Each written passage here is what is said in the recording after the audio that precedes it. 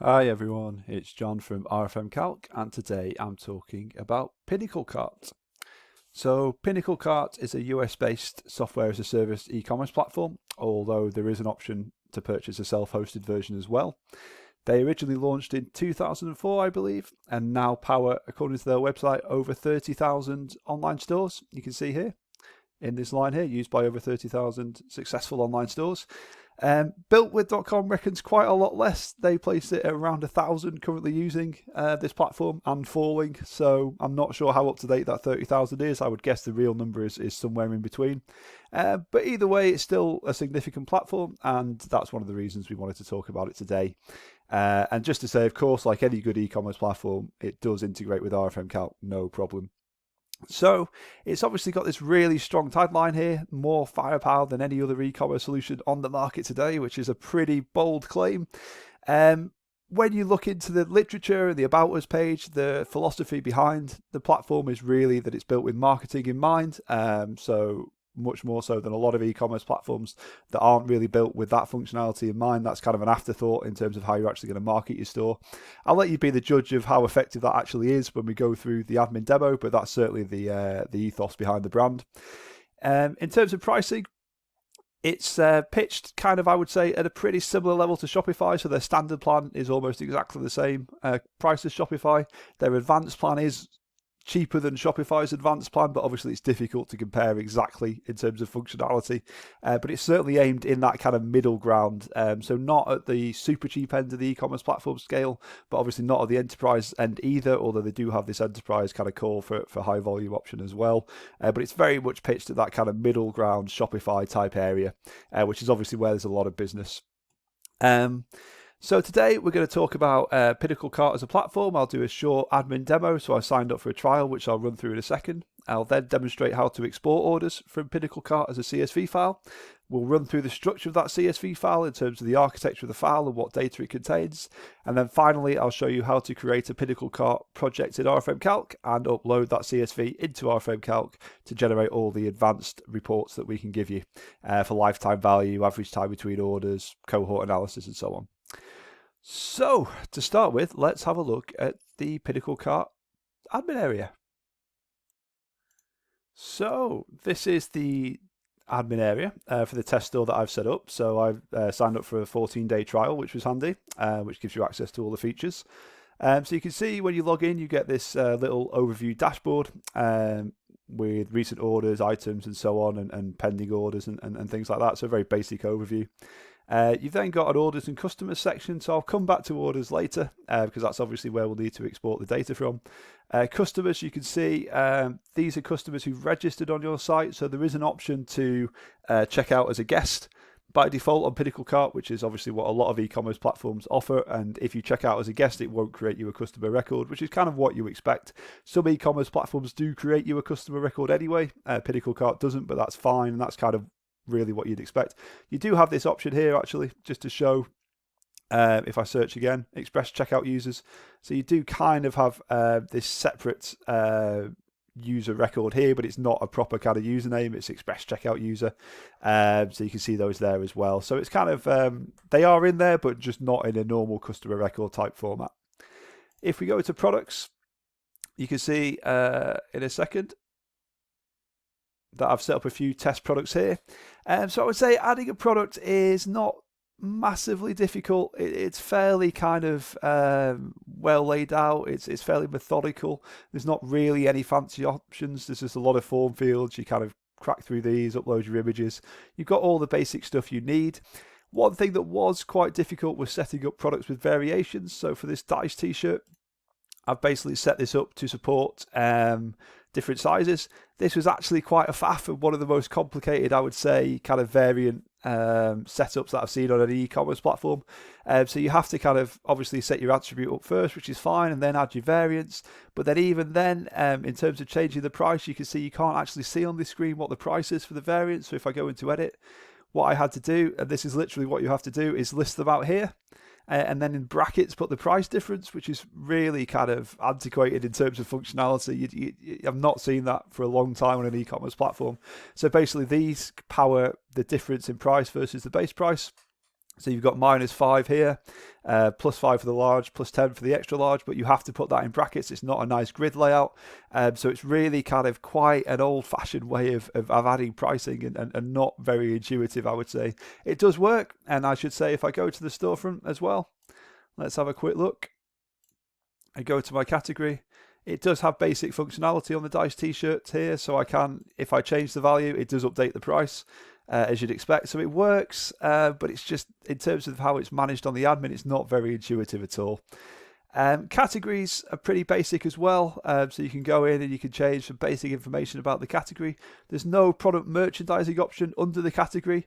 You can change that for products. So by merchandising, I mean the order the products appear in the category, which is obviously really important, but you have to do that at the product level. And it's not very visual. It's actually, where's the value? Order of appearance here. So you've got this kind of text field here, and then how that relates to different categories isn't really clear. So if your product's in multiple categories, then you're kind of messing around with the order, trying to make it work. If you want it in a different order in different categories, then that's going to be quite problematic. So again, not very intuitive at all, I would say, in terms of how the product merchandising is handled.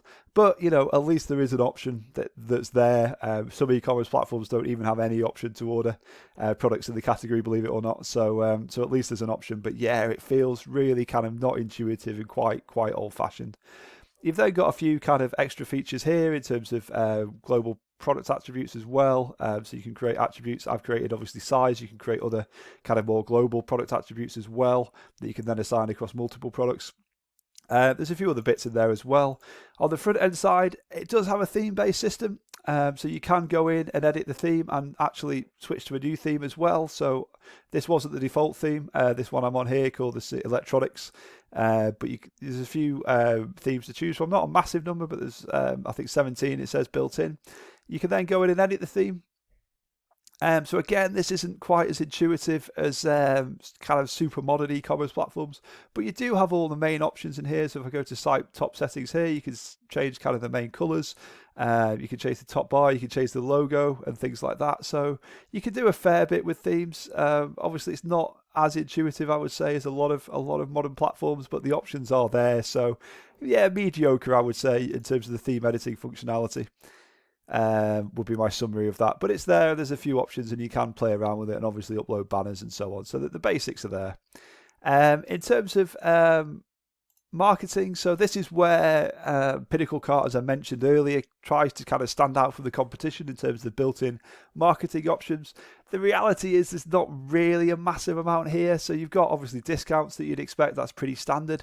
What you do have built in are email campaigns. So they call them here drift marketing campaigns. So you can make an email campaign based on when the cart's abandoned. And you've got a bit of customization there. So abandoned cart would maybe be a better definition for it. But a few e-commerce platforms have this built in now. So PinnacleCart does as well. And then you've also got follow-up email campaigns. So you can create a campaign to say after a completed order, you can wait a set number of days. It's weird that you can't customize this and it's just a drop down of fixed values, but after a certain number of days or hours or minutes, you can send a follow-up email to the customer. So that's pretty basic, and really for any modern e-commerce kind of setup, you're going to be integrating with a third-party email provider like Klaviyo, or even MailChimp can do automated follow-up emails. Now, you're probably not going to rely on your e-commerce platform anyway if you're serious about follow-up emails. So I think the point about PinnacleCart being built around marketing is kind of moot really in this day and age, but it's interesting they have this kind of functionality kind of built in out of the box, I suppose. So that's something to be aware of. And then finally, I just want to touch on some reports as well. So you've got some interesting reports here in terms of revenue and conversion and revenue per order and so on. So pretty basic stuff. Sales by payment type and so on, sales by customer. So there's a few kind of built-in reports, not a massive number, more than some e-commerce platforms. Certainly not the level of reporting, obviously, that you get with RFM Calc, because no e-commerce platform provides that, but there are a few basic reports in there. And I should also touch, just on apps as well. So there are a few apps that you can integrate for various third-party solutions as well. So they're available, not a massive number, but you can integrate with things like MailChimp through this app here. So you sign up for a MailChimp account, and then you can integrate with your PinnacleCart store via this integration. So there's a few apps, but again, It's far less in terms of number than you will find on other more popular e-commerce platforms like Shopify, for example, has obviously way more apps than this to integrate with. But yeah, it's interesting there's a few there anyway to be aware of. And then there's a settings section where you can obviously set up your delivery and taxes and so on. And that, to be honest, is kind of it. So it's not particularly complicated, which is good, but in terms of the level of functionality, it's pretty low. It's pretty basic, I would say. Everything's kind of structured reasonably well, but there's not a huge amount you really can do with the platform without kind of heavy customization. Obviously, they do have the self-hosted option, which would then give you more flexibility in terms of the code base and so on and customizing it. But for the software as a service version, it's pretty basic, I would say, in terms of functionality and what you can do. Okay, so that's a little overview of the platform. Let's go to the order screen here. Now this is where obviously you can list the orders, so you can see all the test orders I've put through. You do have the option to kind of go in and edit an order and see the details here. You can print a packing slip, you've got all the details, you can change the status of the order and so on, so that's all pretty standard. But obviously to import into RFM Calc, we need to be able to export the orders as a CSV file. So how do we do that? So it's pretty simple actually to export orders as a CSV. It's not immediately obvious that there's no kind of dedicated export option, but if you go under bulk actions here, you've got an export option here. So you don't have to select the orders. Even if you've not selected any, it still says export only selected orders, but obviously I'm not selected any, so that's slightly less intuitive than you'd expect. But if you export all orders in current search results, that's what you want, and that will just export the full order file. And there you go, you see it comes as a nice CSV, and we can save that.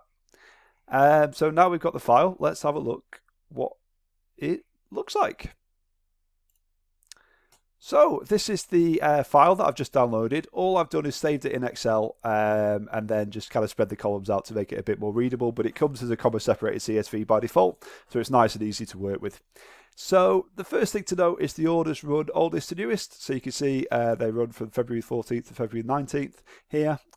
So some e-commerce platforms export newest to oldest, a lot export oldest to newest. Either way is fine for RFM Calc, it doesn't matter, but it's just good to be aware of that. You'll also see that it's exported in a multi-line per order format tied together by the order ID. So you can see this 1004 has 3 lines, 1003 just has 1, as does 1002. And then the first order 1001 has 2 lines. The reason for that is because on those orders 4 and 1, I purchased multiple products. So what happens is if I scroll all the way across here, you can see the product ID is listed on each individual line. And then you can see here on these orders, I've ordered more than one of that particular product as well. So it's basically split into multiple lines, which is a pretty standard way to do it with CSVs. Obviously for RFM Calc, we don't really use the product data. We're more focused on the overall order data, so it doesn't matter. And we can handle that no problem in terms of multi-line CSVs. As long as the order ID ties them together, we'll work with that and combine those. Not an issue at all. But it's good to be aware that by default, PinnacleCart will export in a multi-line per CSV format. So in terms of the columns, you've got the order date here, which is in a nice kind of readable format. You've got the order ID, the order status, payment status, customer name. So first name and second name aren't separated, they're combined into one. You then got the company name, all the billing address details, phone and email. You then got the shipment ID in terms of the status of the ID of the shipment and the shipment number. You've got a few other kind of fields there as well. You've then got the shipping details, which kind of mirror in most of these cases the billing details. So I think on one order I purposely put a different, it might be this one here actually, this line 4, a different delivery address, but all the rest I kept the same delivery address as billing address, and you can see it's just repeated those fields, which is good. So that's no issue at all, and that's how most e-commerce platforms export. Even if the billing address is the same as the shipping address, they'll still repeat the shipping address in the shipping address fields, and that makes it a lot easier actually when you're trying to work with this data and import it, rather than trying to have to kind of on your end say, okay, if the billing address is set but the shipping address is blank, use the billing address for the shipping address. It's actually just much more straightforward to always populate the shipping address, so that's fine. You then got the shipping method, you've got the subtotal here, details around the promo code. So none of my test orders use promo codes, but that's where that information would appear. You've got the shipping amount, And then you've got the total, which is the subtotal plus the shipping. So the total is what I normally use for reporting. That's the total amount the customer's paid all in. So normally on a reporting basis, that's what I'd go for. But you can also use the subtotal as well if that's better for you. That's available. You've then got the product details, as I mentioned, including for this example here, for the Dice t-shirt, I ordered the extra large size, so you can see the variants kind of come through as an attribute on that product. Although you do have the sub-ID SKU as well, and the attribute, so that's nice and clear there which version of that product I've ordered. And then all the products are tangible, so you can have different product types in PinnacleCart. Tangible is like a physical product, or what Magento, for example, would call a physical product. And then the tracking number is the delivery tracking number, so these first couple of orders I dispatched on the system just to see how that works, and then the tracking number passes through here as well. And then you've got a few other columns that aren't basically enabled or used in terms of the basic orders that I've set up. So overall, it's a pretty standard file. It's got all the information we need. There's nothing really complicated. There's nothing unexpected. Everything's in there.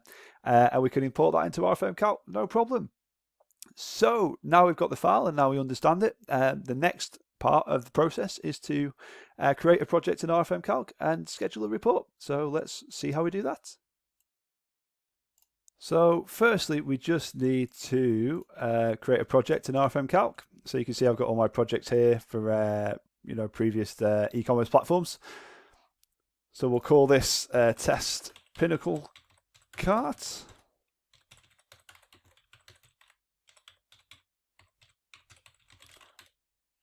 Now for the project currency, I set my store up in GBP, so that's absolutely fine.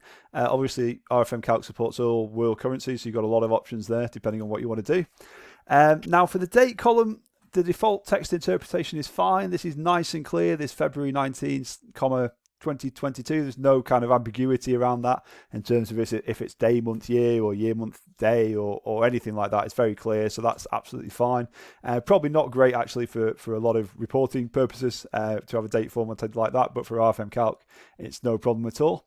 As I mentioned, the orders run oldest to newest in PinnacleCart, but auto detect is absolutely fine. The CSV delimiter is the comma, which is fine as well. So some e-commerce platforms can export with a semicolon delimiter, for example, which is a bit annoying and makes it difficult to open in Excel, but either way is fine for RFM Calc, but comma is fine. And then that's all the settings, simple as that. So now we've got our projects, let's schedule our first report. So I'm just going to upload the raw CSV file that I downloaded from PinnacleCart. And then I just need to map the columns. So order ID, as we remember, is this order ID column. So the column names actually are quite sensible. Order date, as we know, is order date. Currency code, there isn't a currency code column, but that's fine. All the orders I've extracted are in GBP anyway, so that's not an issue. So we can ignore that. Now for the order value, you've got a couple of options here. There is a subtotal amount here.